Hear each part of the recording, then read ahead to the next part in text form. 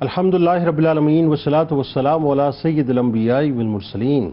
اللہم صلی علی سیدنا و مولانا محمد وعلی آلہ و اصحابہ وبارک وسلم وصلی علیہ۔ دنیا کے تمام دیکھنے والوں کو، تمام چاہنے والوں کو، تمام پیار کرنے والوں کو، اور جہاں جہاں تک اس وقت میری آواز کو سنا اور مجھے دیکھا جا رہا ہے، جنید اقبال کی جانب سے انتہائی محبت کے ساتھ السلام علیکم۔ ایک بار پھر ناظرین، آپ کو پر نور صبح نور کے ساتھ میں دل کی عطا گہرائیوں سے خوش آمدید کہتا ہوں۔ آئیے بلا توقف چلیں حضرت ابو انیس محمد برکت علی علیہ رحمہ کی تعلیف اسماء النبی کریم صلی اللہ علیہ وآلہ وسلم سے رسول اللہ صلی اللہ علیہ وآلہ وسلم کا ایک اسم مبارک پڑھنے اور سننے کی سعادت حاصل کرتے ہیں۔ سیدنا افضل الناس صلی اللہ علیہ وآلہ وسلم، ہمارے سردار، تمام لوگوں سے افضل، درود و سلام بھیجے اللہ آپ صلی اللہ علیہ وآلہ وسلم پر، آپ صلی اللہ علیہ وآلہ وسلم کے آل پاک پر اور صحابہ کرام رضوان اللہ تعالی علیہم اجمعین پر۔ ایک پیمانہ تو ناظرین آپ ذہن میں رکھ لیجیے کہ جن کو اللہ اور اس کے رسول صلی اللہ علیہ وآلہ وسلم افضل بتلائیں نا، بس وہی افضل ہیں۔ بڑی خوبصورت حدیث پاک ہے، سن لیجیے۔ حضرت عبداللہ ابن مسعود رضی اللہ تعالیٰ عنہ بیان کرتے ہیں کہ حضور نبی کریم صلی اللہ علیہ وآلہ وسلم سے کسی نے عرض کیا کہ یا رسول اللہ صلی اللہ علیہ وآلہ وسلم، کون لوگ افضل ہیں؟ کیا سوال ہوا؟ کون لوگ افضل ہیں؟ آپ صلی اللہ علیہ وآلہ وسلم نے فرمایا کہ میرے زمانے کے لوگ، یعنی میرے صحابہ، یعنی یوں سمجھ لیجئے میرے کمپینینز، میرے غلام۔ پھر سرکار فرماتے ہیں پھر ان کے بعد والے لوگ اور پھر ان کے بعد والے لوگ۔ ناظرین کرام، آج آپ نے ہمارے ساتھ عشق کی شاہراہ کا مسافر بننا ہے، کیونکہ 1450 برس پہلے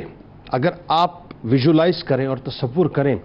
تو وہ زمانہ کتنا حسین ترین اور خوبصورت ترین زمانہ تھا کہ جس زمانے میں سرکار مدینہ صلی اللہ علیہ وآلہ وسلم کے ساتھی، سرکار مدینہ صلی اللہ علیہ وآلہ وسلم کے غلام، سرکار مدینہ صلی اللہ علیہ وآلہ وسلم کے صحابہ، سرکار مدینہ صلی اللہ علیہ وآلہ وسلم کے کمپینینز، فدا کا ابی و امی یا رسول اللہ صلی اللہ علیہ وآلہ وسلم کی صداؤں کو بلند کرتے ہوئے اپنا سب کچھ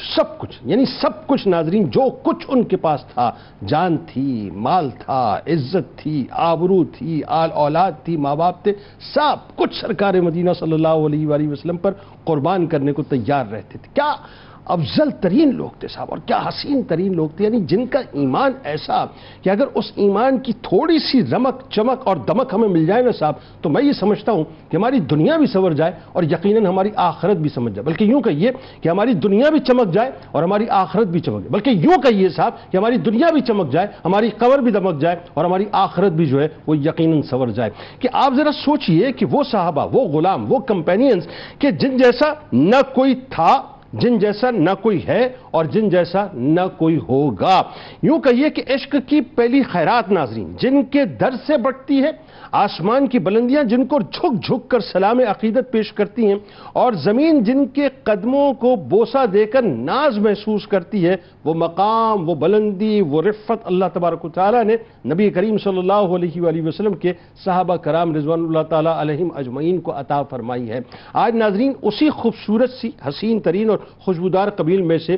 ہم ایک ایسی قبیل کے فرد کی بات کریں گے جنہیں انصاریوں کی قبیل کہا جاتا ہے، اور انصاریوں کی قبیل کے بارے میں آپ کو معلوم ہے کہ سرکار کی تواتر سے احادیث موجود ہے جس کا ککس یہ ہے کہ ایمان کی علامت ہے انصاریوں سے محبت، اور خدا نخواستہ اگر بغض ہو جائے تو وہ پھر نفاق کی علامت بن جایا کرتی ہے۔ یعنی اسی قبیل میں سے ایک ہستی ہے ناظرین جو نبوی آسمان کے تاروں میں سے ایک تارے ہیں، بہت ہی خوبصورت ستارے ہیں، جنہیں السابقون الاولون کا حسین ترین تاج پہننے کو ملا، جو محافظت رسول صلی اللہ علیہ وآلہ وسلم کا کردار ادا کرتے رہے۔ بلا تمثیل عرض کر رہا ہوں، دنیا کے بڑے سے بڑے شخص کو اٹھا لیجئے جو بہت ہی کوئی یوں کہہ لیجئے کہ اعلیٰ ترین کسی شخص کا یا کسی پرسنالٹی کا یا کسی حکومتی نمائندے کا یا کسی ہائی اپس میں سے کسی کا اگر وہ محافظ ہوگا یعنی گارڈ ہوگا، تو وہ ایک ریفرنس کے طور پر زندگی بھر یہ بات کہے گا کہ میں نے اس شخص کو جو ہے اس کی محافظت کی ہے، اس کی خدمت کی ہے۔ کوئی اوقات نہیں ہے ان تمام مناصب کی سرکار مدینہ صلی اللہ علیہ وآلہ وسلم کی محافظت کا جس کو شرف مل جائے ناظرین، اس ہستی کا مقام اور مرتبہ کیا ہوگا کہ آپ اصحاب شجرہ میں بھی موجود ہیں اور آپ بدری ہونے کا بھی یعنی جو اعزاز ہے وہ بھی پاتے ہیں۔ رسول کریم صلی اللہ علیہ وآلہ وسلم کی جب آپ نے غلامی کا طوق بیعت عقبہ ثانیہ میں پہنا، اور یہ وہ بیت ہے ناظرین کہ جس بیت نے ایک مہمیز بخشی کہ سرکار مدینہ صلی اللہ علیہ وآلہ وسلم مدینہ پاک تشریف لاتے ہیں۔ اسلام کا اگر میں ایک یوں کہیے کہ ٹرننگ پوائنٹ کہوں تو غلط نہ ہوگا، اسلام کی یوں کہیے کہ ترویج اور اس کی اشاعت میں اگر صحیح معنوں میں اگر آپ یہ کہیں کہ کسی واقعے نے اس کو ایکسلریٹ کیا ہے تو وہ کوئی اور واقعہ نہیں ہے بلکہ وہ بیت عقبہ ثانیہ، اور یہ وہ موقع تھا ناظرین کہ 75 نفوس قدسیہ نے سرور دو جہاں صلی اللہ علیہ وآلہ وسلم کے دست مبارک پر اس بات پہ بیعت کی تھی کہ یا رسول اللہ صلی اللہ علیہ وآلہ وسلم آپ تشریف تو لائیے، میں اپنے الفاظ میں ادا کر رہا ہوں اس بات کا، آپ تشریف تو لائیے، ہم اپنی جانوں سے، اپنی اولادوں سے، اپنے ماں باپ سے، اپنی اولاد سے اپنا سب کچھ قربان کر کے آپ کی حفاظت کریں گے، آپ پر آنچ نہیں آنے دیں گے۔ انہی نفوس میں ناظرین، انہی نفوس قدسیہ میں ایک ہستی حضرت ابو نعمان بشیر بن سعد رضی اللہ تعالی عنہ کی ہے، جو بدر میں میدان میں اترے فداک ابی و امی یا رسول اللہ کے نعرے کے ساتھ، اور غزوہ تبوک تک جو ہے سرکار مدینہ کے بالکل غلاموں کی طرح کھڑے رہے، یہاں تک کہ ایک موقع پھر ایسا آیا کہ آپ نے جام شہادت بھی نوش کیا۔ اور آپ وہ ہیں ناظرین، آپ وہ ہیں جو والد ہیں حضرت نعمان بن بشیر رضی اللہ تعالیٰ عنہ کے، جو حب اہل بیت سے اس حد تک سرشار تھے کہ جب وہ یزید نے سب کچھ کرنا چاہا معاذ اللہ، آپ نے ٹھوکر ماری گورنرشپ کو، اور ابن زیاد نے اس وقت کوفے کو ٹیک اپ کیا، لیکن آپ نے اہل بیت سے جو ہے وہ کسی طور سے غداری کو پسند نہ کیا۔ آج ناظرین انہی کی بارگاہ میں چلتے ہیں۔ ہمارے ساتھ جو شخصیات ہیں وہ یقیناً کسی تعارف کے محتاج نہیں۔ پہلی شخصیت ممتاز عالم دین جناب مفتی غلام محی الدین صاحب تشریف فرما ہے، دوسری شخصیت ممتاز عالم دین جناب مفتی محمد ابو بکر صدیق صاحب تشریف فرما ہے، اور تیسری شخصیت نوجوان عالم دین ہے، پہلی مرتبہ تشریف، ویسے تو تینوں ہی ظاہر ہیں نوجوان ہیں لیکن پہلی مرتبہ تشریف لائے ہیں، اور ممتاز عالم دین جناب علامہ حنین سفیان صاحب ہمارے ساتھ تشریف فرمائے۔ تینوں آپ کو السلام علیکم اور خوش آمدید، اور آپ کو خاص طور پر میں خوش آمدید کہتا ہوں، بہت شکریہ تشریف لائے۔ اور آخر میں ملک کے ممتاز شناخت بہت خوبصورت پڑھتے ہیں جناب محمد فیصل حسن نقش بندی صاحب منقبت کا نذرانہ پیش کریں گے۔ بلا توقف آغاز حضرت نعمان ابو نعمان بشیر بن سعد رضی اللہ تعالیٰ عنہ، سب سے پہلے آپ کا جو حسین ترین اور خوشبودار تعارف ہے اس سے آغاز کیجئے، ایمان لانے کا جو آپ کا واقعہ ہے وہ بتلائیے، اور ایک یوں کہیے کہ اسلام کا بہت ہی اسلام کی جو تاریخ ہے اس کی زندگی ہے اس کا ایک بہت ہی اہم ترین موقع ہے بیت عقبہ ثانی، اس موقع کا جو پورا ایک منظرنامہ ہے اور خاص طور پہ جو انصاریوں کا جو جذبہ ایمان تھا، آغاز کیجئے۔ بسم اللہ الرحمن الرحیم۔ حضرت ابو نعمان بشیر بن سعد رضی اللہ تعالی عنہ کا سب سے بڑا تعارف تو یہی ہے کہ آپ صحابی رسول ہیں، اور یہ ایک بہت بڑی فضیلت ہے کہ اللہ تبارک و تعالیٰ نے قرآن کریم فرقان حمید میں جب یا ایھا الذین آمنوا کا خطاب فرمایا تو سب سے پہلے جو اولین مخاطب تھے وہ صحابہ کرام تھے کہ اے ایمان والوں، جبکہ اگر گزشتہ ملل اور سابقہ ملل اور امتوں کو دیکھیں تو اللہ تعالیٰ نے جو خطاب کا اسلوب اختیار فرمایا یا ایھا المساکین، تو انہیں یا ایھا المساکین کہا جاتا تھا، اور یہاں صحابہ کرام اور میرے آقا کے غلاموں کو کہا یا ایھا الذین آمنوا، یعنی کہ آمنو کہہ کر ایمان کی سند بھی اللہ انہیں عطا فرما رہا تھا۔ تو یہ بہت بنیادی بات ہے صحابہ کرام کے حوالے سے کہ صحابہ کرام کے بارے میں ہمارا ذہن بہت وسیع ہونا چاہیے۔ دوسری بات، حضرت بشیر بن سعد رضی اللہ عنہ کا دوسرا تعارف، آپ انصاری ہیں، اور انصاری میں سے آپ قبیلہ جو خزرج ہے، آپ حارث بن خزرج اس کی شاخ جو تھی اس کے آپ جو ہے خاندان سے تعلق رکھتے ہیں۔ انصار کون ہے؟ جیسا کہ آپ نے ابھی انٹرو میں ارشاد فرمایا، بخاری اور مسلم کی روایت ہے، اللہ کے رسول سید عالم صلی اللہ علیہ وسلم نے ارشاد فرمایا انصار سے محبت کرنا ایمان کی شاخ ہے، ایمان کی علامت ہے، اور ان سے بغض رکھنا یہ منافقین کی علامت ہے۔ اب بخاری اور مسلم کی یہ متفق علیہ روایت ہے، یہ واضح کر رہا ہے کہ مسلمانوں کو صحابہ کرام میں انصار کو بہت زیادہ اہمیت دینی چاہیے، کیونکہ اللہ کے حبیب علیہ الصلوۃ والسلام نے اس کو ایمان کا معیار قرار دیا ہے۔ جبکہ حضور علیہ الصلوۃ والسلام جب مسجد نبوی کی تعمیر فرما رہے ہیں تو تعمیر مسجد نبوی میں آپ نے جو اشعار ارشاد فرمائے، جو الفاظ آپ ارشاد فرما رہے تھے، آپ فرما رہے تھے اللہم لا عیش الا عیش الاخرہ فاغفر الانصار والمہاجرہ، اے اللہ میرے انصار کی بھی مغفرت فرما اور مہاجرین کی بھی مغفرت فرما۔ پہلے انصاریوں کے لیے دعا کر، پہلے انصاریوں کے لیے دعا کی، تو جس کے لیے اللہ کے حبیب علیہ الصلوۃ والسلام جو ہے دعا فرمائے مغفرت کی تو ان کی شان کیا ہوگی، اور اسی انصار میں سے حضرت بشیر بن سعد رضی اللہ تعالیٰ عنہ ہیں۔ اچھا، یہاں پر ایک بہت ہی لطیف نکتہ ہے، دیکھیے جنید بھائی کہ کیا حضور علیہ السلام کے زمانے اقدس میں کیا غلام مزدوروں کی کمی تھی؟ کہ حضور علیہ السلام خود جو ہے مسجد نبوی کی تعمیر فرما رہے ہیں، کیا اس کی اسی وقت ضرورت تھی؟ اس کو تو پرولونگ بھی کیا جا سکتا تھا، 2 4 5 سال کے بعد بھی کیا جا سکتا تھا، لیکن حضور علیہ السلام نے اس وقت جو ہے اپنے غلاموں کے ساتھ مل کر یہ بتایا کہ دیکھو ایک لیڈر اور ایک قائد کی کیا ذمہ داری ہوتی ہے۔ سبحان حضرت بشیر بن سعد رضی اللہ تعالیٰ کا تعلق جو ہے انصار سے تھا، آپ اس خاندان سے تعلق رکھتے ہیں جسے عبداللہ بن رواحہ جیسے صاحب، حضرت سیدنا جو ہے آپ کے بہنوئی بھی تھے، سعد بن ربی اور ابو مسعود بدری، یہ بڑے بڑے صحابہ اور جلیل القدر صحابہ اسی خاندان سے تعلق رکھتے ہیں۔ اسی طرح حضرت سیدنا بشیر بن سعد رضی اللہ عنہ کو اس وقت ایمان لانے کی سعادت حاصل ہوئی، یہ وہ ہراول دستہ ہے سرکار دو عالم صلی اللہ علیہ وسلم کا، جب حضرت مصعب بن عمیر جو تھے داعی اسلام میں اول ترین داعی تھے، جب آپ تشریف لے کر آئے مدینہ منورہ، ایک ایک گھر کو دستک دے کر آپ رضی اللہ تعالی عنہ نے اسلام کے لیے ایک باقاعدہ طور پہ ایک ماحول کریٹ کیا۔ تو بیت عقبہ اولا میں کچھ صحابہ کرام تشریف لائے، جبکہ دوسرے بیت عقبہ ثانیہ کے اندر حضور نبی کریم علیہ السلام کے بارگاہ میں جن لوگوں نے آ کر اسلام قبول کیا اور حضور کے ہاتھ پر بیعت کی، ان میں 75 نفوس میں سے حضرت بشیر بن سعد رضی اللہ تعالیٰ عنہ کا نام بھی شامل ہے، اور انہوں نے اس بات پر بیعت کی کہ یا رسول اللہ، ہماری جان، ہمارے مال، ہماری اولاد، یہ سب آپ کے سپرد ہے، قربان ہے، آپ تشریف لائیے، ہم استقبال کرنے کے لیے آپ کے لیے تیار ہیں۔ حضرت سیدنا بشیر بن سعد رضی اللہ تعالیٰ کو یہ بھی سعادت حاصل ہے کہ آپ ان لوگوں میں شامل ہیں جنہیں عرب میں لکھنا اور پڑھنا آتا تھا، اولین لوگوں میں سے۔ اس سے یہ بھی بات واضح دور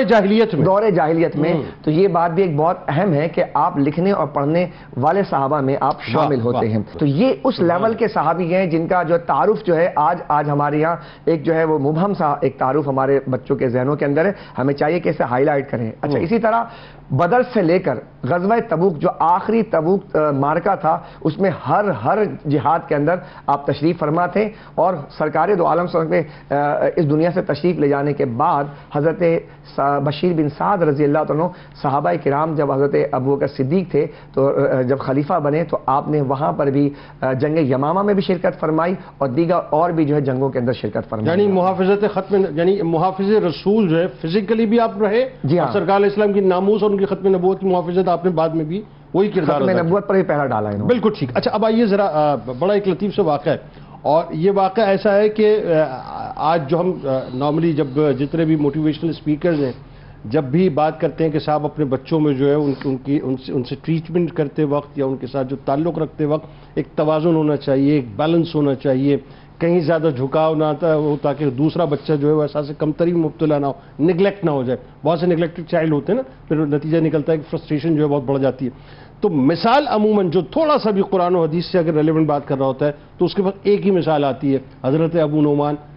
بشیر بن سعد رضی اللہ تعالیٰ عنہ کے صاحبزادے نعمان بن بشیر کا جو واقعہ ہے، تو وہ جو واقعہ تھا وہ کیا تھا بتائیے قرآن و حدیث کی روشنی میں، اور اولادوں کے درمیان خاص طور پہ جو عدل کی اہمیت ہے اس کو بھی ذرا انہینس کیجیے۔ بسم اللہ الرحمن الرحیم۔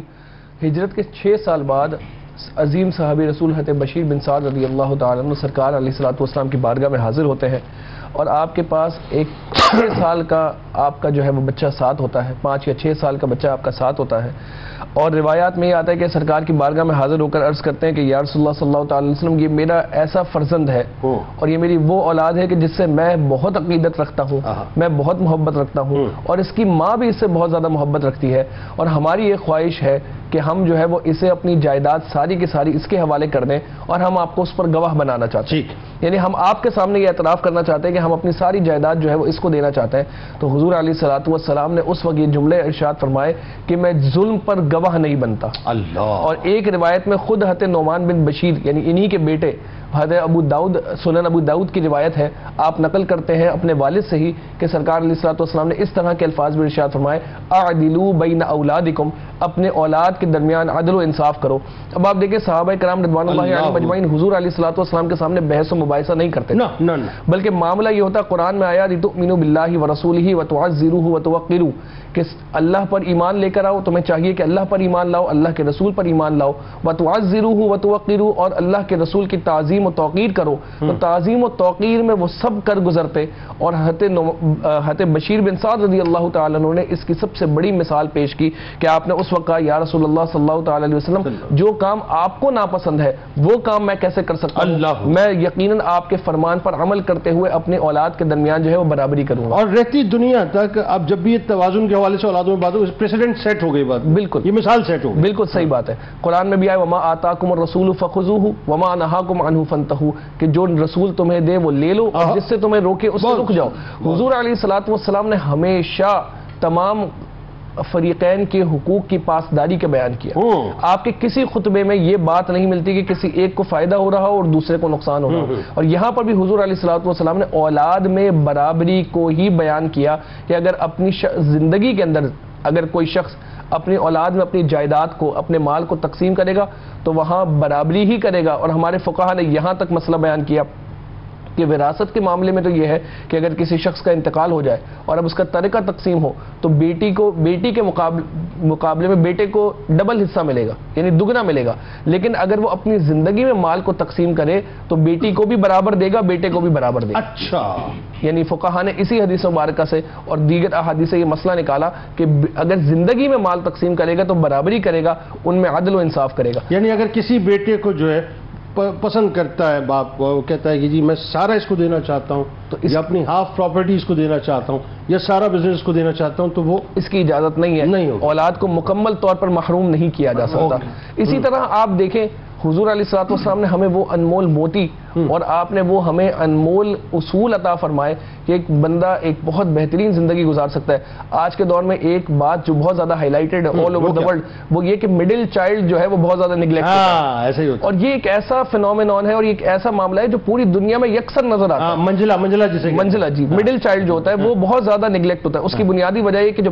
پہلی اولاد ہوتی ہے اس سے محبت اور عقیدت زیادہ ہوتی ہے کیونکہ وہ سب سے پہلے ہے. بالکل ایسا. اس کے بعد جو اولاد کے بعد اگر تیسرا بچہ آ جائے تو وہ تیسرا بچہ چونکہ وہ لاڈلا ہوتا ہے، وہ چھوٹا ہوتا ہے، وہ پیار اور محبت زیادہ والدین کی گین کرتا ہے. پہلے بچے کو تو پہلے سے ہی پیار اور محبت مل رہی تھی، تو بیچ والا جو ہے وہ نگلیکٹ ہوتا ہے. اسلام نے اس سے ہمیں منع کیا. حضور علیہ الصلوۃ والسلام کی تعلیمات نے ہمیں اس سے منع کیا. آپ نے فرمایا اعدلوا بین اولادکم، اپنے اولاد کے درمیان عدل و انصاف کرو. اس سے مراد صرف مال میں نہیں بلکہ ہر فیز کے اندر عدل و انصاف کرنا ضروری ہے. سبحان اللہ. یہاں یہ بات بھی سمجھنا ضروری ہے کہ والدین کا رویہ کبھی ایسا بھی ہوتا ہے کہ جو ذہین اولاد ہوتی ہے، والدین یا پڑھنے میں اچھی اولاد ہوتی ہے، والدین اس پر توجہ اور فوکس زیادہ کرتے ہیں. اور جو اولاد پڑھنے میں زیادہ اچھی نہ ہو یا ذہین نہ ہو سکتا ہے کہ دیگر فیکٹرز میں یا دیگر شعبوں کے اندر وہ اولاد جو ہے وہ بڑی اچھی ہو، جیسے سپورٹس ہے یا کوئی اور شعبے کے اندر وہ اولاد زیادہ اچھی ہو، اس پر اتنا فوکس نہیں ہوتا. اسی طرح جب اولاد بڑی ہو جاتی ہے تو والدین کا ایک بدلتا ہوا رویہ یہ بھی نظر آتا ہے کہ جو پیسے والی اولاد ہے اس کو ترجیح زیادہ دیتی ہے، اور جو پیسے والی اولاد نہیں، بھلے وہ دیندار ہو، بھلے وہ کوئی غیر شرعی کام نہ کرتے ہوں، بھلے ہی وہ ماں باپ کے حقوق کو تلف نہ کرتے ہوں، لیکن ماں باپ کا رویہ ان کے ساتھ جو ہے وہ کبھی ناروا جو ہلکے ہوتے ہیں پیسوں میں، جی ان کے ساتھ ناروا ہو جاتا ہے. اور پیسے والا بھلے کچھ بھی کرتا رہے لیکن والدین کے آنکھوں کے آگے ایسی پٹی بندی بھی ہوتی ہے کہ انہیں کچھ نظر نہیں آتا. حضور علیہ الصلوۃ والسلام نے یہی سمجھایا اگر محبت بھی کرو تو اولاد میں برابری کے ساتھ، اگر کوئی چیز بھی لے کر آؤ تو اولاد میں برابری کے ساتھ لے کر آؤ. یہاں تک کہ اس دور کے اندر جہاں بیٹیوں کو حقوق نہیں دیے جاتے تھے، سرکار علیہ الصلوۃ والسلام نے بیٹیوں کے حقوق کو بھی واضح کیا خاص طور پر، تاکہ اگر کسی کی مذکر اولاد بھی ہے اور مؤنث اولاد بھی ہے سب میں برابری ہو. آپ کی عادت مبارکہ کیا تھی؟ کوئی آپ کے پاس پھل آتا سب سے چھوٹے بچے کو جو ہے وہ آپ پیش فرماتے تھے اور آپ نے یہی تعلیم ہمیں دی. اور دیکھیں نا آپ، یہ سرکار علیہ السلام نے 1450 برس پہلے یہ جو اولادوں میں توازن کا معاملہ ہے ایک واقعے سے ایڈریس کر کے بتلا دیا. اب جتنے بھی گفتگو ہوتی رہے گی بنیاد سرکار علیہ السلام نے دی، بلکہ وہ ایک صحابی جب آپ کی بارگاہ میں آئے تو جب ان کا بچہ آیا تو انہوں نے اپنی ران پہ اس کو بڑے مطلب جو اہتمام سے بٹھایا، اور جب بیٹی آئی تو سائڈ پہ بٹھایا. سرکار نے فرمایا تم نے انصاف نہیں کیا. یعنی یہاں تک ہے کہ بیٹی اور بیٹے کے معاملے میں بھی جو ہے برابری ہونی چاہیے، انصاف ہونا چاہیے. اچھا، اب حضرت ابو نعمان بشیر بن سعد رضی اللہ تعالیٰ عنہ، آپ کی شخصیت کو جب آپ دیکھتے ہیں تاریخ میں تو ایک بڑی خاص بات، اور یہ ظاہر ایک بڑا وصف ہے، بدریت کا تاج آپ کے سر اقدس پہ سجا. اور یہ نہیں کہ آپ کسی ایک آدھ غزوے میں یا آپ ایک آدھ سرائے میں، تھرو آؤٹ سرکار مدینہ صلی اللہ علیہ وآلہ وسلم کی ظاہری حیات طیبہ میں آپ مکمل طور پہ ساتھ رہے اپنے آپ کو نشاور کرنے کے لیے. تو ایک تو ذرا اس بارے میں بتائیے. دوسرا، انتہائی بہادر تھے، انتہائی شجاع تھے، تو اس پہ ذرا گفتگو کیجیے اور تفاصیل بتائیے ذرا. بسم اللہ الرحمن الرحیم والصلاۃ والسلام علی سید الانبیاء والمرسلین. حضرت بشیر بن سعد رضی اللہ تعالیٰ عنہ کی ہم شجاعت و بہادری کی طرف آئیں، اس سے پہلے قرآن کی ایک آیت مبارکہ کہ جس میں اللہ رب العزت نے صحابہ کی شان کو بیان فرمایا، اور شان کو بیان بھی کچھ اس طرح فرمایا کہ دیگر جو صفات تھی وہ تو پہلے بیان فرما دی ہیں، یہاں پر اللہ رب العزت ایک مختلف صفت کے ذریعے جو ہے وہ صحابہ کی شان کو بیان فرما رہا ہے۔ اللہ فرماتا ہے محمد الرسول اللہ والذین معہ اشداء علی الکفار رحماء بینہم، کہ محمد صلی اللہ علیہ وسلم اللہ کے رسول ہیں، اور کہ جو ان کے ساتھ والے ہیں، یعنی صحابہ کے بارے میں بیان فرمایا کہ جو ان کے ساتھ والے ہیں وہ کفار پر شدید ہیں، سخت مزاج ہیں، لیکن آپس میں کوئی معاملہ ہو جائے تو وہ بڑے نرم مزاج ہیں۔ اب ہم دیکھتے ہیں کہ کفار پر شدید مزاج ہیں، تو یہیں سے پتہ چل گیا کہ نہ صرف بشیر بن سعد رضی اللہ تعالیٰ عنہ بلکہ جتنے صحابہ ہیں وہ کفار کے خلاف جو ہے وہ جنگ و جدال کریں گے، وہ جب میدان میں اتریں گے تو اپنی تلواروں کو میان سے نکالنے میں روکیں گے نہیں۔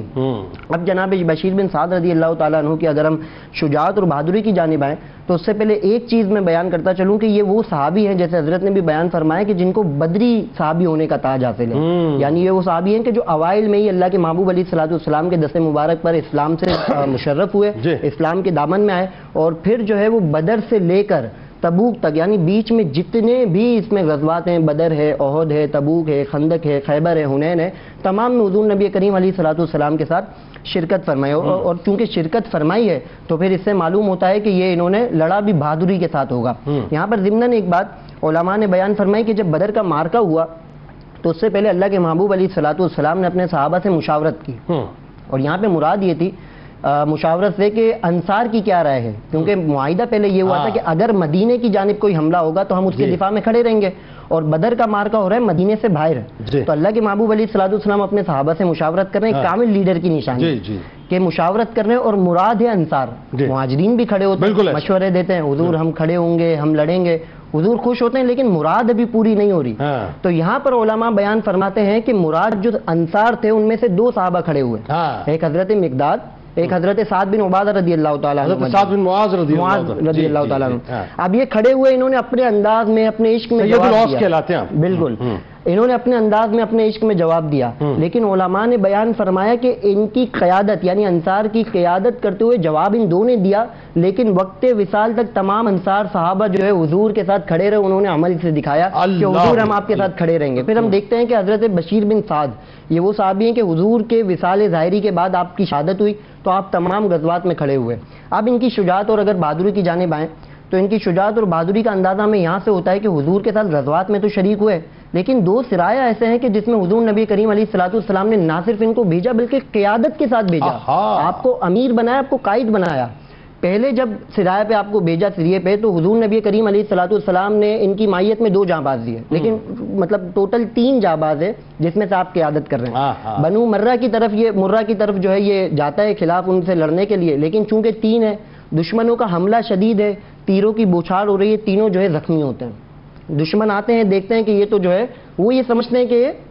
وصال ہو گیا ان کا، لیکن اب ہوتا یہ ہے کہ اللہ پاک کی شان بے نیازی کچھ اور ہے، ان کو جب جان آتی ہے رات کے وقت تو وہ جو ہے وہ فدق کے مقام پر جاتے ہیں، یہودی نرم دل ان کو جو ہے علاج معالجہ کرتا ہے، دوبارہ مدینے تشریف لاتے ہیں، ابھی زخم بھرے بھی نہیں ہیں، اللہ کے محبوب علیہ الصلوۃ والسلام ایک اور جو ہے وہ قبیلے کی جانب ان کو بھیجتے ہیں اور ان کا سرایہ ہوتا ہے، بڑی شجاعت اور بہادری کے ساتھ اصحاب شجرہ میں شامل ہیں، یعنی معلوم ہوا کہ شجاعت اور بہادری ان کی ہے۔ اب ہمارے لیے ایک سبق اس میں یہ ہے کہ ہم نہ صرف بشیر بن سعد رضی اللہ تعالیٰ عنہ بلکہ دیگر تمام صحابہ کی شجاعت اور بہادری کو دیکھیں اور اپنے آپ کے لیے ایک سبق حاصل کریں کہ آج جو دورہ حاضر ہے جس میں فلسطین، شام، برما مسلمان کٹ رہے ہیں، مر رہے ہیں، ان کی مائیں بہنوں کی عزتیں جو ہے تار تار ہو رہی ہے، تقدس پامال ہو رہا ہے، اس میں ہمارا کیا کردار ہے؟ ایک تو ہم غفلت کا شکار ہیں، دوسرے ہمارے لیڈران اپنی جو ہے سستیوں میں، غفلتوں میں، اپنی عیش عیاشیوں میں۔ اسی کو اقبال جو ہے اپنے جوابی شکوہ میں کہتے ہیں کہ صفائے دہر سے باطل کو مٹایا کس نے،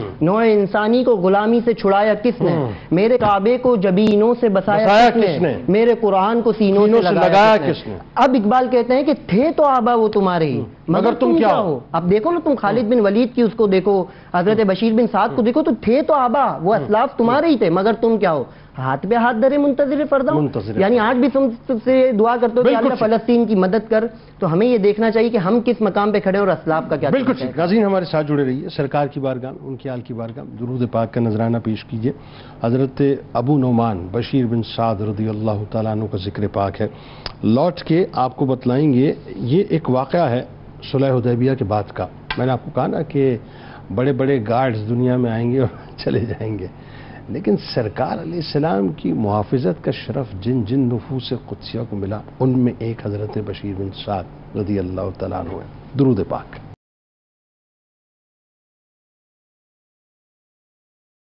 جناب ایک بار پھر میں آپ کو خوش آمدید کہتا ہوں. ناظرین کرام، حضرت ابو نعمان بشیر بن سعد رضی اللہ تعالیٰ عنہ کا ذکر پاک ہے. ذرا ویژولائز کیجئے کہ سرور دو جہاں صلی اللہ علیہ وآلہ وسلم، یعنی جس وقت صلح نامہ حدیبیہ ہوتا ہے تو آپ کو پتہ ہے کہ اگلے برس مسلمانوں نے جو ہے وہ عمرے کے لیے جانا تھا، مکے میں داخل ہونا تھا، اور طے یہ پایا تھا کہ مسلمان ہتھیار وغیرہ لے کے نہیں آئیں گے. اچھا، اب ظاہر اس پورے واقعے کا ایک منظرنامہ، اس پہ بھی گفتگو کرتے ہیں. لیکن جو نفوس سرکار علیہ السلام پر اپنا سب کچھ نچھاور کرنے کو تیار ہوتے تھے نا، وہ ایک لمحے بھی غفلت کا شکار نہیں ہوتے تھے. ان میں سے ایک حضرت بشیر بن سعد رضی اللہ تعالیٰ عنہ، جن کو اللہ تعالیٰ نے یہ عظیم ترین شرف عطا کیا کہ جن کی محافظت میں، روحانی محافظت ہی ہے نا پوری دنیا کے اندر، پوری کائنات کے اندر سرکار علیہ السلام، ہم تو انہی کی محافظت میں نا. تو ذرا سوچئے وہ ان کی محافظت کے لیے کردار ادا کریں، ان کا مقام و مرتبہ کیا ہوگا. ذرا بتائیے کیا منظرنامہ تھا. دیکھیں جنید بھائی کہ غزوہ خندق جو ہے وہ ایک طرح سے پورے کے پورے عرب والے وہ مشترکہ طور پہ انہوں نے آ کر مدینہ منورہ پر جو ہے چڑھائی کی، اور جب غزوہ خندق پر انہیں بدترین پسپائی ہوئی تو اس کے بعد یہ طے ہو گیا کہ وہ دوبارہ مدینہ منورہ کی طرف وہ رخ نہیں کر سکتے تھے. یعنی کہ عرب ورلڈ کی جو نیٹو فورسز آئی تھی مسلمانوں وہ سب یعنی کہ ختم ہو گئے، پسپائی کا شکار ہو گئے. اس کے اگلے سال 6 ہجری کے اندر سرکار دو عالم صلی اللہ علیہ وسلم کے جو غلام تھے، جو مہاجرین تھے، انہوں نے کعبہ نہیں دیکھا. بار بار وہ کہتے یا رسول اللہ کعبہ ہم کب دیکھیں گے، دوبارہ ہم کب جائیں گے. تو اللہ تبارک و تعالیٰ نے آپ صلی اللہ علیہ وسلم کو خواب کے ذریعے بتایا کہ آپ اب کعبے کی زیارت کے لیے اپنے غلاموں کو لے کر چلیں. تو اب حدیبیہ کے مقام پر جب آپ پہنچے تو اب دیکھیے کہ یہاں پہ ایک بہت بنیادی بات ہے کہ وہاں پر آپ کو روک دیا گیا. اچھا، یہ جو دستہ جا رہا تھا تو سرکار دو عالم صلی اللہ علیہ وآلہ وسلم نے جو ہے جا کر وہاں پر جب اسٹے کیا، لوگوں نے روک لیا، تو حضرت بشیر بن سعد رضی اللہ تعالیٰ عنہ اس وقت اللہ تبارک و تعالیٰ کے حبیب علیہ الصلوۃ والسلام کے جو محافظت کے لیے سیکورٹی جو گارڈز تھے، ان کی قیادت اللہ تعالیٰ کے حبیب علیہ الصلوۃ والسلام کے اس گارڈ کی یعنی سیکورٹی گارڈ کی قیادت آپ فرما رہے تھے. یہ ایک بہت بھاری ذمہ داری ہوتی ہے کہ حضور سید عالم صلی اللہ علیہ وسلم کی جو ذمہ داری ہے وہ کسی اور صحابی کے پاس نہیں بلکہ حضرت بشیر بن سعد رضی اللہ تعالیٰ عنہ کے پاس ہے. اس کے بعد پھر روک دیا گیا، واپس آئے. ذی-قعدہ 7 ہجری میں دوبارہ حضور علیہ الصلوۃ والسلام عمرۃ القضاء کے لیے جب تشریف لے کر آئے تو آپ رضی اللہ تعالیٰ عنہ سے کہا گیا،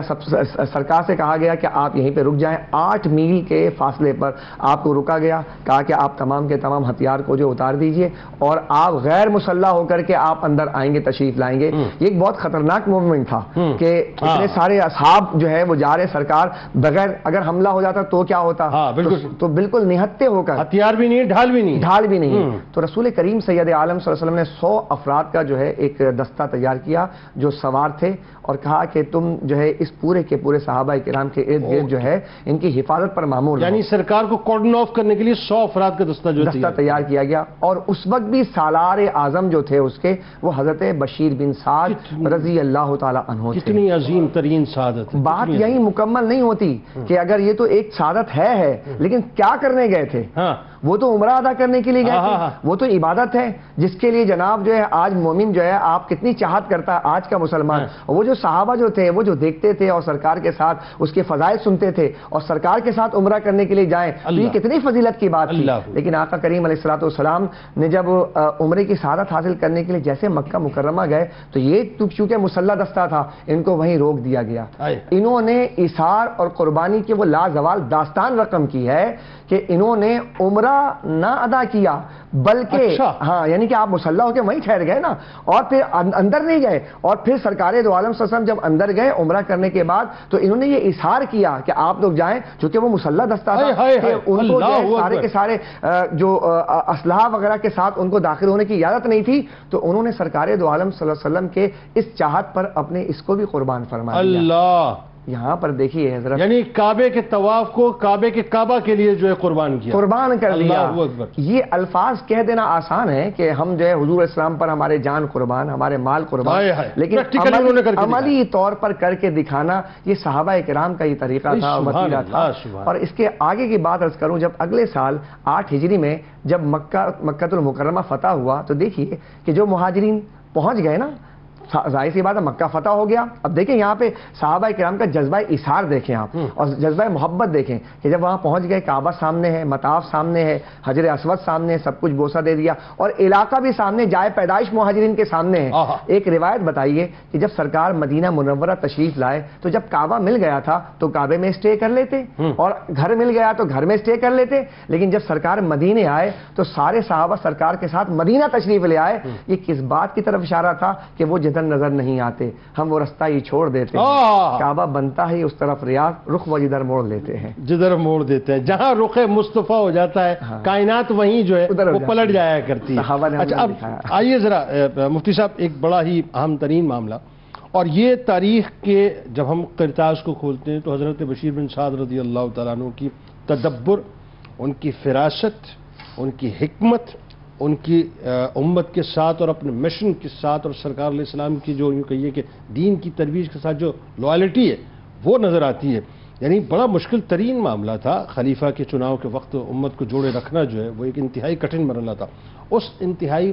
نازک مرحلے میں جو مثبت کردار آپ نے ادا کیا اس پہ ذرا گفتگو. پھر صدیق اکبر رضی اللہ تعالیٰ عنہ کے دور میں مختلف ظاہر مہمات میں آپ شرکت کرتے رہے, یہاں تک کہ پھر آپ نے شہادت کا جام بھی نوش کیا. بتائیے ذرا. بسم اللہ الرحمن الرحیم. حضور علیہ الصلوۃ والسلام کا وصال ظاہری ہوا 11 ہجری کے اندر, اور یہ ایک ایسا معاملہ تھا جو سرکار علیہ الصلوۃ والسلام کے سے محبت کرنے والے صحابہ پر بہت گرا قدر تھا. صحابہ کا حال یہ تھا کہ انہیں یہ بات سمجھ نہیں آ رہی تھی کہ یہ کتنا بڑا معاملہ ہو گیا کہ حضور علیہ الصلوۃ والسلام وہ اللہ کے آخری نبی اور اللہ تعالیٰ کی مخلوق میں سب سے افضل, وہ اب ظاہری طور پر دنیا میں موجود نہیں. ہمیں اس کے کئی سارے قصے ملتے ہیں. فاروق اعظم رضی اللہ تعالیٰ عنہ کا واقعہ مشہور ہے کہ آپ غم سے مکمل نڈھال ہو چکے ہیں. اب ایسا معاملہ کہ جب سرکار علیہ الصلوۃ والسلام دنیا سے ظاہری طور پر تشریف لے گئے اور اب فتنوں نے سر اٹھانا شروع کیا,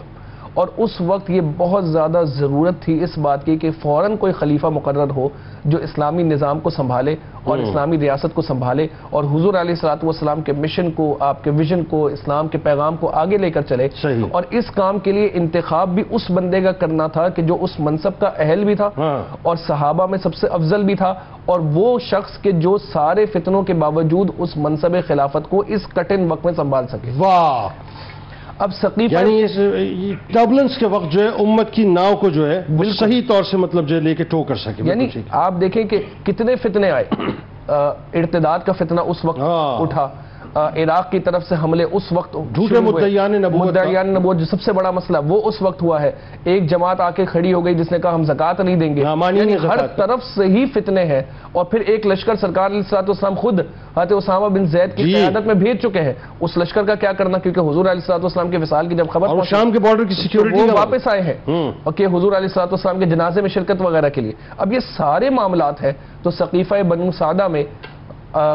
مہاجرین صحابہ کے علاوہ صرف انصاری صحابہ جو ہے وہ جمع ہوئے, اور انصاری صحابہ جمع ہونے کے بعد وہاں پر یہ مشورہ کرنے لگے کہ اب اگلا خلیفہ کون ہونا چاہیے, یا حضور علیہ الصلوۃ والسلام کے بعد قیادت کیسے سنبھالنی چاہیے. اگلی بات کی طرف میں بڑھوں تو اس سے پہلے میں ایک یہ بات کروں گا. انصاری صحابہ کے فضائل ہم بار بار سن رہے ہیں. حضور علیہ الصلوۃ والسلام کی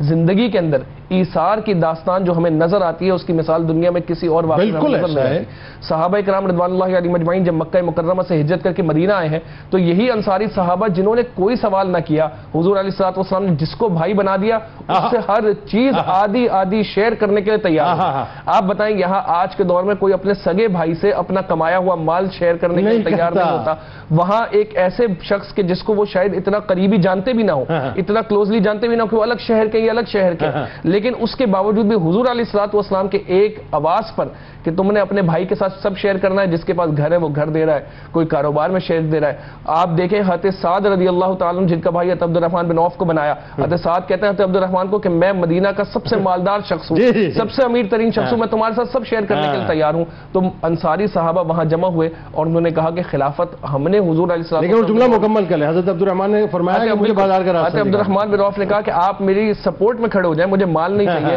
آپ مجھے بازار کا راستہ بتائیں اور میری گارنٹی لے لیں بالکل ٹھیک مارکیٹ کے اندر. اور آپ دیکھیں حضرت عبد الرحمن بن عوف خود مدینہ کے مالداروں میں آپ کا شمار ہوا. اور یہ فضیلت کا باب یہاں پہ آ کے سرکار علیہ السلام نے نیکسٹ لیول پہ پہنچا دیا کہ آج بھی آپ دیکھیں انصاریوں کے ساتھ ہی میرے سرکار موجود ہے. سبحان اللہ، سبحان یہ نیکسٹ لیول، یعنی جب یہ سرکار نے ان کو جو ہے مطلب ریوارڈ دیا ہے. جب فتح مکہ ہوئی ہے تو انصاری صحابہ پریشان تھے جب فتح مکہ ہوئی کہ اب حضور علیہ الصلوۃ والسلام مکہ آ گئے تو آپ یہیں ٹھہر جائیں گے، لیکن سرکار علیہ الصلوۃ والسلام دوبارہ لوٹ کر مدینہ شریف لے کر گئے. اب یہ انصاری صحابہ جو ہے وہ سقیفہ بنی سعدہ میں جمع ہوئے اس مشورے کرنے کے لیے کہ اب خلیفہ کون ہونا چاہیے، اور انہیں اس بات کا بھی اندازہ تھا کہ مہاجرین صحابہ جو ہیں وہ بھی خلافت کے لیے آگے بڑھیں گے. تو اس میں جو ہے وہ حضرت سعد بن عبادہ رضی اللہ تعالیٰ عنہ جو انصار کے سرداروں میں آپ کا شمار ہوتا تھا، ان کو لوگوں نے یعنی انصاری صحابہ نے یہ پسند کیا کہ یہ ہمارے خلیفہ مقرر ہوں. لیکن ایک نے یہ بھی تجویز دی کہ ایک خلیفہ جو ہے مہاجرین میں سے ہو، ایک خلیفہ انصار میں سے ہو. تو حضرت سعد بن عبادہ رضی اللہ تعالیٰ عنہ نے خود اس آئیڈیا کو اور اس مشورے کو رد کیا اور آپ نے کہا اس سے امت دو حصوں میں ڈسٹریبیوٹ ہو جائے گی، میں یہ کام نہیں کروں گا.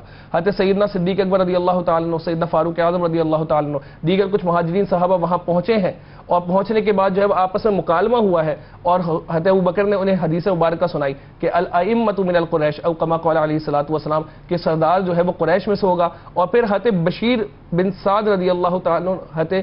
ان کے بارے میں ہمیں ملتا ہے کہ حضرت بشیر بن سعد وہاں کھڑے ہوئے، انہوں نے حضرت ابوبکر کے اس بات کو اسٹیبلش بھی کیا اور کہا کہ ہاں یہ بات سچ ہے کہ حقیقتاً یہ اہل جو ہے وہ قریش ہی ہیں. اور پھر حضرت ابوبکر کی سب سے پہلے بیعت انہوں نے ہی کی. وہاں سے جو ہے سمجھ لیجیے اب آپ دیکھیں سب سے پہلے بیعت انہوں نے کی. اس کے بعد سیدنا صدیق اکبر کے دور میں جتنی جنگیں ہوئی آپ اس میں شامل. جنگ یمامہ ہوئی تو آپ سر فہرست نظر آتے ہیں، یعنی محافظت ختم نبوت میں آپ نے مطلب بنیادی کردار، خالد بن ولید کے ساتھ آپ سب سے آگے نظر آتے ہیں. اور پھر 12 ہجری کے اندر جنگ عین التمر یعنی عین التمر کے مقام پر جو جنگ ہوئی ہے اس میں آپ لڑتے لڑتے اسلام کے دفاع میں آپ نے جام شہادت نوش فرمایا. اللہ اکبر. یعنی اس کا مطلب یہ ہے کہ میں جو سمجھا کہ بیعت عقبہ ثانیہ میں جو اب وہ میں ریکال کر رہا ہوں اس بات کو کہ وہ جو آپ نے کمٹمنٹ کیا تھا سرکار علیہ السلام سے ان کے دستے مبارک پہ اپنا ہاتھ رکھ کے کہ یا رسول اللہ اپنا سب کچھ، وہ ہے نا کہ فدا کا ابی و امی یا رسول اللہ، وہ جو نعرہ تھا اس نعرے کی وفا جو ہے آپ نے کر کے دکھائی کہ سرکار میں نے اپنا سب کچھ لٹا دیا. اچھا صرف آپ نے نہیں، آپ کی اولاد نے بھی لٹا دیا. آپ ذرا آئیے نا حضرت نعمان بن بشیر رضی اللہ تعالیٰ عنہ کی جب ہم بات کرتے ہیں تو آپ دیکھیے کہ وہ جو حب رسول اور حب اہل بیت کا مرقع اور مرصع اگر میں کسی ہستی کو کہوں تو حضرت نعمان بن بشیر رضی اللہ تعالیٰ عنہ آپ کے شہزادے، ان کے بارے میں ذرا لوگوں کو بتائیے. اور اگین وہی بات کہ اہل بیت کی غلامی میں گورنرشپ کو آپ نے باقاعدہ ٹھوکے. اچھا یہ ہوتا ہے دیکھیں یہاں دعویٰ دلیل مانگتا ہے، آپ نے دلیل پیش کی کہ ہم حب اہل بیت کی صرف بات نہیں کرتے، ٹھوکر مارتے ہیں ہم گورنرشپ کو. بتائیے ذرا. بسم اللہ الرحمن الرحیم. حضرت نعمان بن بشیر رضی اللہ تعالیٰ عنہ کے اگر ہم مقام و منزلت کو دیکھیں تو آپ پیدا ہوئے تو آپ کے بارے میں آتا ہے کہ انصار جب نبی کریم نے ہجرت فرمائی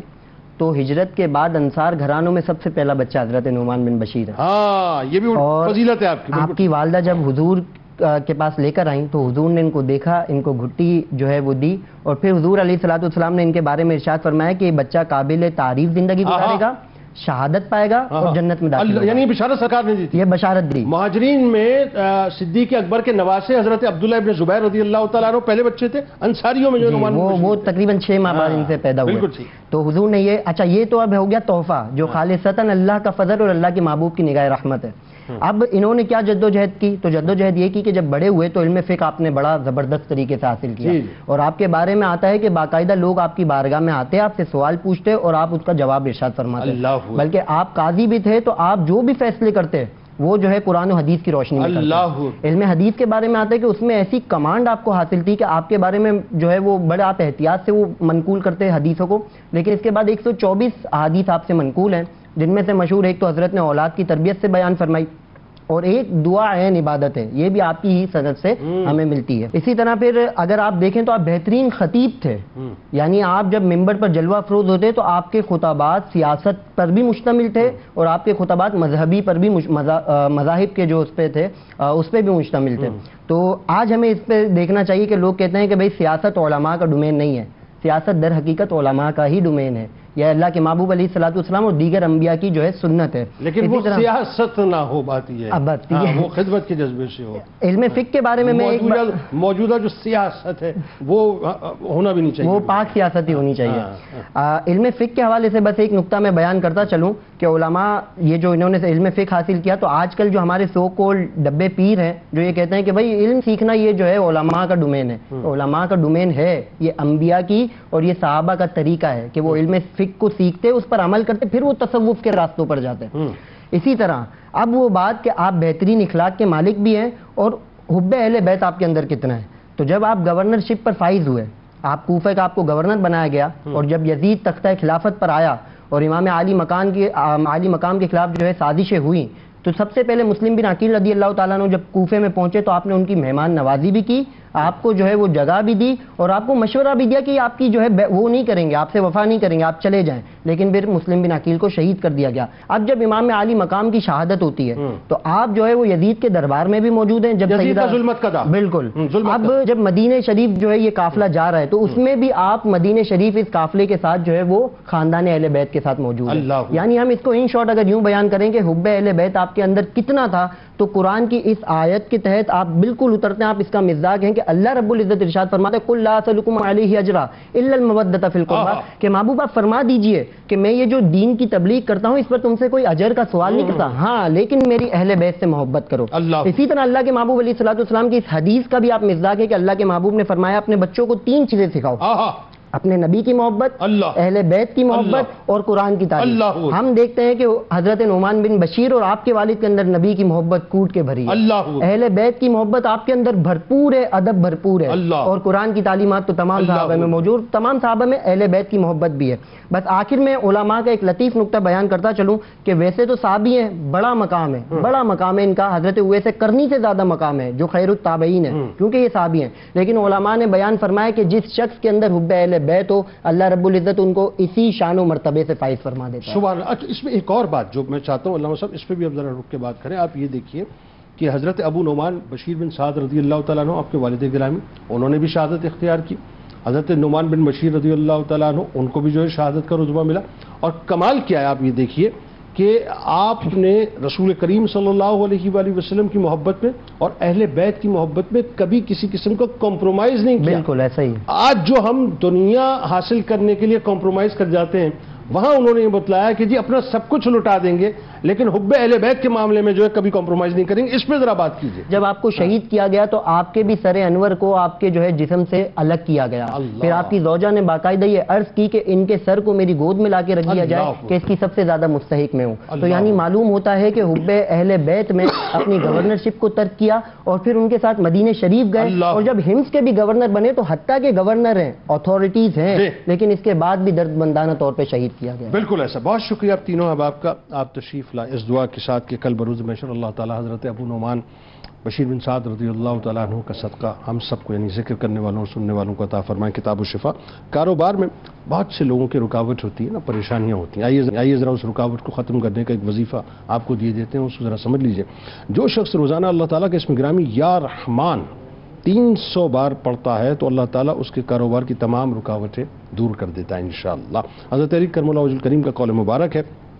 کہ توبہ کرنے سے اللہ تبارک و تعالیٰ کی رحمت نازل ہوتی ہے اور گناہ پر جمے رہنے سے عذاب الہی نازل ہوتا ہے۔ روزنامہ 92 آج مضمون ضرور پڑھیے گا حضرت ابو نعمان بشیر بن سعد رضی اللہ تعالیٰ عنہ کے حوالے سے۔ ایکس پہ ہمیں فالو کر لیں، فیس بک پیج کو لائک کر لیں، یوٹیوب چینل کو سبسکرائب کر کے بیل آئیکن کو ضرور کلک کر لیں۔ آئیے ذرا اپنی اپنی روح سے تجدید عہد وفا، لا یؤمن احدکم حتی اکون احب الیہ من والدہ وولدہ والناس اجمعین۔ اللہ تعالیٰ آپ کا، ہمارا، ہم سب کا، پاکستان کا، امت مسلمہ کا، غزہ کے رہنے والوں کا، لبنان کے رہنے والوں کا، پورے مشرق وسطیٰ کے مسلمانوں کے لیے دعا کیجیے اللہ تعالیٰ سب کا حامی و ناصر ہو۔ ملک کے ممتاز شناخہ میرے بہت پیارے دوست میری خصوصی درخواست پہ آج تشریف لائیں جناب محمد فیصل حسن نقش دیوبندی صاحب، آپ کو میں خوش آمدید کہتا ہوں، السلام علیکم۔ آپ سے منقبت کا نذرانہ سنیں گے، نعرہ لگائیں گے جی پاکستان کا مطلب کیا، لا الہ الا اللہ محمد رسول اللہ صلی اللہ علیہ وآلہ وسلم۔ جناب رب عالم کی بشارت سے مشرف تھے بشیر، رب عالم کی بشارت سے مشرف تھے بشیر، رب عالم کی بشارت سے مشرف تھے بشیر، مہر عالم تاب کے انوار سے تھے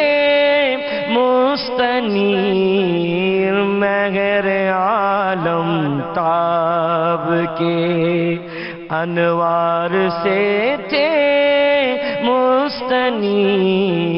رب عالم کی بشارت بیعت عقبہ میں بھی شامل تھے وہ عالی جناب، بیعت عقبہ میں بھی شامل تھے وہ عالی جناب، وہ ہوئے تھے بدر میں بھی دین قیم کے نصیر، وہ ہوئے تھے بدر میں بھی دین قیم کے نصیر، ہمر کعبہ کے تھے وہ سب کے سب غزوات میں، ہمر کعبہ کے تھے وہ سب کے سب غزوات میں، اور محافظ تھے نبی کے اہل حق کے تھے سفیر، اور محافظ تھے نبی کے اہل حق کے تھے سفیر، رب عالم کی بشارت، دین کی خاطر وہ ساجد لڑتے ہر میدان میں، دین کی خاطر وہ ساجد لڑتے ہر میدان میں، بیعت صدیق میں اول تھے وہ مرد شہید، بیعت صدیق میں اول تھے وہ مرد شہید، رب عالم کی بشارت سے مشرف تھے بشیر، مہر عالم تاب کے انوار سے تھے مستنیر۔